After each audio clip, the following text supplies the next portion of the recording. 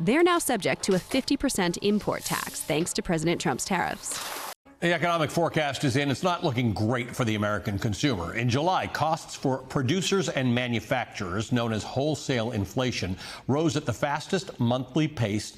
Just weeks after Trump's 50% tariffs on Canadian goods took effect, American grocery aisles turned into a theater of crisis. Families, once accustomed to routine shopping, now stand frozen before empty shelves, staring at price tags climbing like haunting numbers. A bottle of cooking oil that once cost $6 now sits at $12. A block of cheese, once affordable, is weighed like gold. This is not ordinary inflation. This is the breakdown of daily life, a crisis stamped from the White House but exploding inside American kitchens.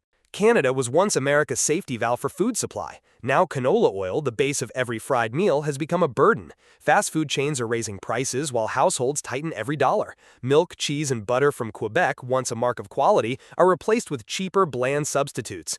Even fruits and seasonal crops, Ontario apples, British Columbia blueberries, once essential to millions of children, now feel like luxuries cut from grocery lists. We had the worst inflation in the history of our country.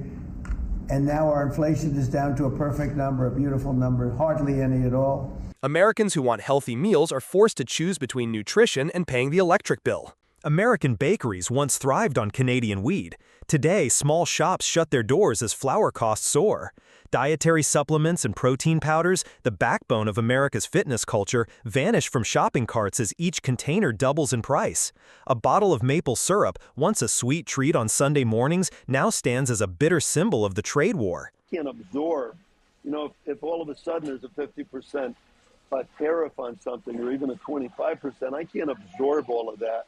Even salmon and seafood from Canada, once a staple for middle-class families, now appear only on upscale restaurant menus, leaving everyday Americans locked out of the experience. The crisis doesn't stop at the dinner table. Canadian aluminum, vital for cars, airplanes, and appliances, has skyrocketed in price, rattling American factories.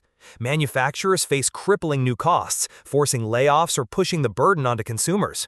Even the paper industry, seemingly minor, creates a domino effect. School books, newspapers, even toilet paper, all now come with higher price tags. And in America's northern states, households dependent on Canadian hydropower are stunned as their electric bills swell, exposing a harsh truth. Not even the light in the living room is safe from this trade war. 11 products, from cooking oil, cheese, fruit, bread, and supplements, to salmon, aluminum, paper, and electricity, have all become hostages in a political chess game. Each price hike is more than a number on a receipt. It is a blade slicing into Americans' faith in the stability they once took for granted. Experts warn, as ties with Canada unravel, it won't just be wallets that suffer, but America's energy security, its manufacturing backbone, and the very rhythm of everyday life. The final question lingers like a chilling warning. Are Americans witnessing the birth of a lost generation, one forced to live more expensively, more poorly, and more helplessly, all at the mercy of political decisions they never controlled? The U.S. marks its latest trade deal, this time with the European Union. This doesn't portend well, very well for Canada. It's the tariffs that Canada has put on goods coming in from the U.S. that are hurting the people in Alberta the most. There is no longer a country called Canada, only a lonely nation named Ottawa. This phrase, once dismissed as political theater, now echoes with unsettling truth. As global powers like Japan and the European Union race ahead with new trade pacts with the United States, Canada finds itself dangerously isolated. Worse still, the unrest is no longer limited to average citizens. The country's own premiers, the pillars of federal unity, are now openly clashing with Ottawa. What we're witnessing is not just a political rift, it's the slow unraveling of a nation's core. Unfortunately, for Canadians, the stakes are far too high. The affordability crisis is very real. We are in a vulnerable position. At the latest meeting of Canada's premiers, frustration boiled over. Ontario's premier didn't hold back, declaring, "We buy more U.S. products than Japan, China, the UK, and France combined. We're their #1 customer, and we shouldn't have to beg for respect." Alberta's voice was even sharper. While Ottawa waits for negotiations, we lose billions in exports and jobs. Quebec joined the chorus, blasting federal inaction as not just weak, but dangerous.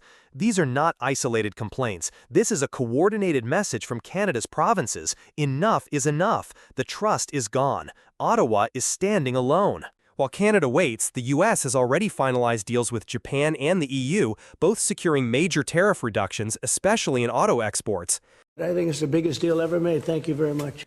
The baseline 15% tariff rate granted to them stands in stark contrast to the looming 35% Canada now faces on key exports if no deal is reached by August 1st.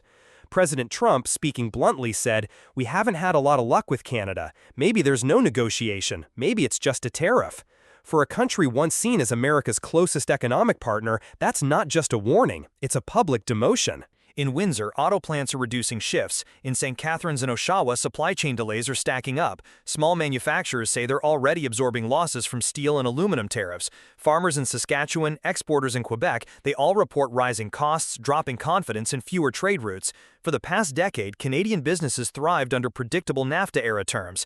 That's what the MOU is about today, is how can we find a way to support each other, and then in addition to that, find a way to get to new markets. Today, they operate under a fog of uncertainty, while Ottawa urges patience that industries can no longer afford. Confidence is collapsing, investment is drying up, and workers are paying the price. Across social media, a wave of frustration is swelling.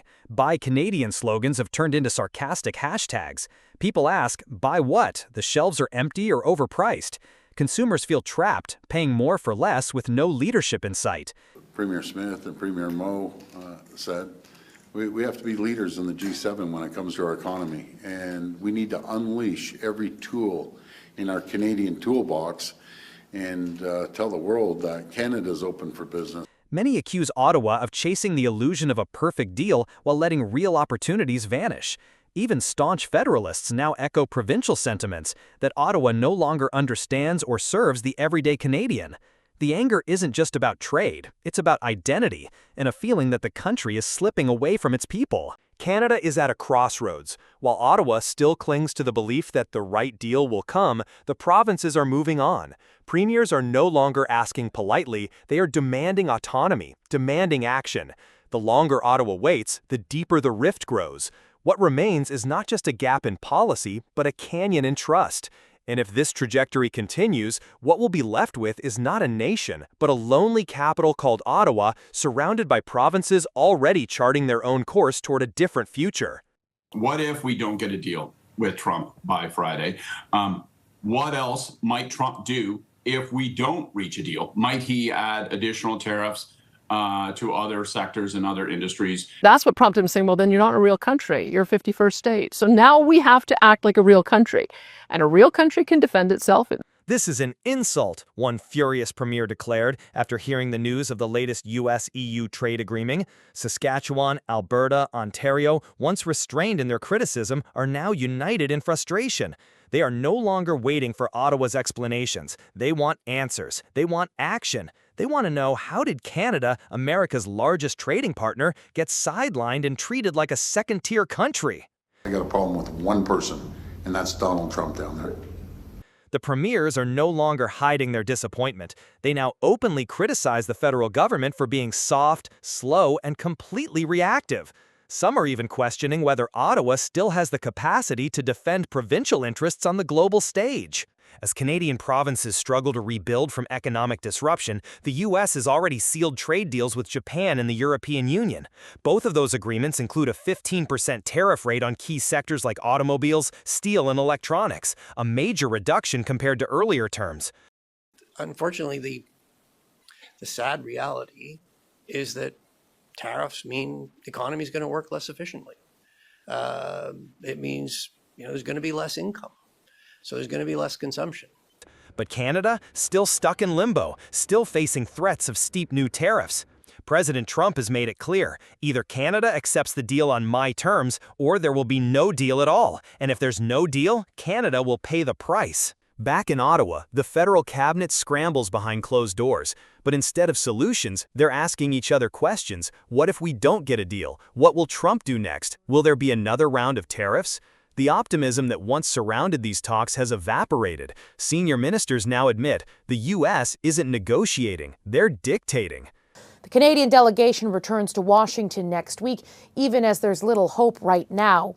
The country now faces an impossible choice: accept a humiliating trade deal or prepare for a full-scale economic assault from Washington. Trump is using his recent diplomatic wins, deals with Japan and the EU, as leverage against Canada. He's parading these victories to the world, saying, "I'm getting the job done, Canada's next." Even though Canada is the United States' single largest trading partner, it's being treated like an outsider. Now Trump wants Canada to accept the same flat 15% tariff template, regardless of previous treaties like USMCA. U.S. President Donald Trump says most trade deals will be finished by August 1st. But as for us, we haven't really had a lot of luck with Canada. I think Canada could be one where they'll just pay tariffs, not really a negotiation. And if Canada refuses, tariffs could hit Canadian oil, autos, aluminum, lumber, and agriculture, crippling industries across the West and Heartland provinces. With tensions at a breaking point, all eyes turn to one final possibility: a direct call between Canada's Prime Minister and President Trump. Some insiders believe Trump still respects Mark Carney, Canada's lead negotiator, but that respect doesn't necessarily extend to the Prime Minister. If this conversation fails, Canada could be thrown into a trade war it never wanted and never prepared for. And the damage wouldn't be limited to the government. It would strike workers, businesses, and families across the country. Canada's premiers are livid, its people are worried, its leaders are scrambling. Meanwhile, the United States, once an ally, has become an enforcer, dictating Canada's future with every tariff threat. The question is no longer, how do we reach a deal? It's now, is Canada still a sovereign nation or just a dependent satellite orbiting Washington's will? One wrong move, one failed call, and the very idea of Canadian independence could slip into the past, remembered only as something we used to have. We've been following and we're aware of youth unemployment and what's been happening both in Alberta, across the country. Well, you have to understand just how damaged Alberta is by the fact that we didn't get pipelines built. If we had built Northern Gateway, if we'd built Keystone and we'd built Energy East, we'd have 2.5 million barrels more per day. Alberta is at the boiling point of an economic political showdown with Ottawa. As the U.S. and Canada clash over trade, cross-border pipeline projects are left in limbo, and Washington tightens tariffs on Canadian goods. Alberta, the nation's energy heartland, takes a double hit. Its export markets shrank, while at home, youth unemployment soars. Ottawa's response? Cold and slow. For Albertans, this isn't just a recession, it's a warning sign that the Federation has turned its back on them. Now at the highest level since 2010, youth unemployment in Canada sits at 14.6%, and in Alberta, it's much higher. When Washington slapped record-high tariffs on imports, Ottawa responded with half-measure negotiations, but Alberta, dependent on exporting oil, gas, and energy products to the U.S., lost billions within months. At the same time, new pipeline projects that could open other markets were shelved by Ottawa in the name of environmental policy, trapping Alberta with outdated infrastructure. Youth unemployment in Alberta has surged past 20%, nearly double the national average. With jobs gone, incomes lost, and confidence shattered, Albertans are asking, does Ottawa still represent our interests? Alberta has pushed for fast-tracking pipelines to the U.S. and Asia to avoid dependence on a single market, but the federal government has prioritized climate commitments and tightened project approvals. While eastern provinces benefit from federal spending, Alberta not only contributes more to the national budget, but also faces restrictions on its main export industry. For Albertans, this is blatant inequity, and it's fueling today's anger. We can solve a lot of those issues in ways that are good for the people of Alberta, good for the people of Canada, and that's what we're looking to do with them. Provincial leaders have started talking about an economic autonomy model, creating their own energy board to approve projects without Ottawa's consent, pursuing direct trade deals with U.S. states, bypassing federal intermediaries, considering withdrawal from certain federal programs if they don't serve provincial interests. This is not an outright declaration of independence, but it's a clear signal. Alberta is prepared to operate as an independent economy within Canada. The federal government continues to label this a temporary adjustment and believes economic aid packages will ease tensions. But in Alberta, such measures are seen as short-term painkillers. Unemployment remains high, energy projects remain blocked, and businesses keep shutting down. The conversation is shifting from frustration to action. Alberta could withhold part of its federal tax contributions to reinvest locally. The west-to-east energy supply chain could slow down, hitting the national economy. Other western provinces, particularly Saskatchewan, could join in, forming the largest autonomy movement in Canadian history. Alberta is sending a direct message to the heart of the Federation. Either Ottawa changes course or the West will chart its own. When an economy is weakened by foreign policy missteps with the U.S. and choked by stalled energy infrastructure, rising unemployment is more than just a number. It's a sign of a society running out of patience. If the federal government continues to ignore it, soft separation will no longer be a theory. And when that happens, the crack between Alberta and Canada could become an unbridgeable chasm.